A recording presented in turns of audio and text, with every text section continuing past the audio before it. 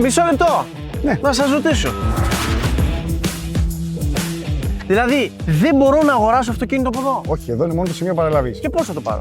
Μπορεί να μπείτε στο site cardo.gr και να το πάρετε από εκεί. Μόνο έτσι? Ναι. Να, εδώ κυρία, μόλις το παρέλαβε. Όχι, μισό λεπτό. Γεια σας. Θα σε πατήσω. Όχι, δεν θα Λευτέρης. Κέλλη. Μου επιτρέψει τον Νικό, Ναι. Δεν θα σε καθυστερήσω πολύ. Για πες. Κάνα μια ωρίτσα. Όχι, πλάκα. Λίγες ερωτησούλες, γιατί εδώ μιλάμε τώρα για αγορά online σε αυτοκίνητο. Ακριβώς. Εσύ είχες κάποιο, ρε παιδί μου, ξέρεις, κάποιο άγχος πρώτη φορά?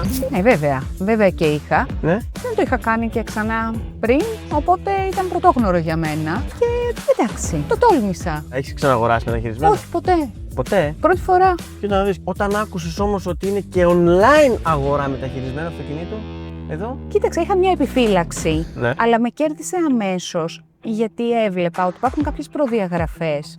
Όπως το πόσο σύγχρονα ήταν τα αυτοκίνητα που είχα να επιλέξω. Γιατί εγώ το μεταχειρισμένο το είχα στο μυαλό μου πάντα συνδυασμένο ως παλιό.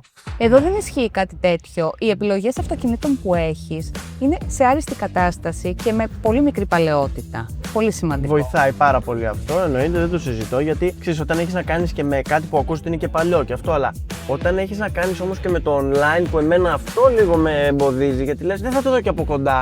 Θα κοιτάξω μόνο από το site, θα βρω αυτό που θέλω και μετά θα έρθω απλά να το παραλάβω. Εσύ πώς νιώθεις τώρα, πώς το βλέπεις? Έχεις δίκιο, μου αρέσει και μου φαίνεται τέλειο, αλλά σε κάθε περίπτωση προσφέρει και ένα ακόμα προνόμιο. Μέσα σε 14 ημέρες, εάν δεν σου αρέσει, μπορείς να το γυρίσεις πίσω. Αυτό ήθελα να ξέρω εγώ, γιατί πες ήρθα. Γαϊδούρι στο σακί που λέμε, μπήκες, το είδες, ναι, αυτό να έχεις και κάποιες μέρες να το γυρίσεις. Και εκεί που σου έδωσε το τελευταίο, ας πούμε έτσι, είπες μέσα σου, ναι, θα το κάνω. Ποιο ήταν αυτό? Η πρώτη απόφαση ήρθε όταν είδα ότι υπάρχει αμεσότητα για τα πάντα. Είχα μία ερώτηση, απαντούσαν αμέσως. Και όταν είδα πόσο εύχρηστη ήταν η πλατφόρμα, πόσο εύκολα μπορούσα να προχωρήσω στη χρηματοδότηση, στο να βάλω την προκαταβολή, στο να ανεβάσω online όλα τα χαρτιά που χρειάζονται, χωρίς να υπάρχει κάποιος που να με καθοδηγήσει.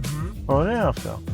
Ωραίο, εντάξει, θα το σκεφτώ λιγάκι. Ελπίζω να μην σε καθυστέρησα. Καλορίζικο κιόλας, να το καλοτάξεις, να το ευχαριστηθείς. Ευχαριστώ πολύ. Και άμα δεις τίποτα στις 14 μέρες, εσύ ξέρεις.